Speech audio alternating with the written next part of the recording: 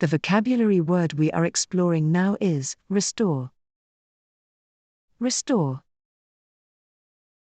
When something is broken or lost, the effort to bring it back to its former condition is described by the word restore.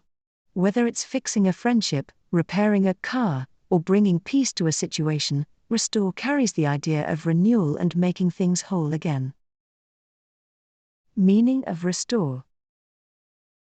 Restore means to bring something back to its original state, condition, or position. It can apply to objects, health, relationships, or systems. Examples. The mechanic was able to restore the car to perfect working condition. She worked hard to restore trust in their friendship. The government promised to restore peace after the conflict. Short story.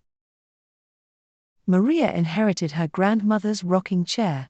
Time had left it faded and creaky, but she wanted to restore it. With sandpaper, polish, and care, she brought back its shine.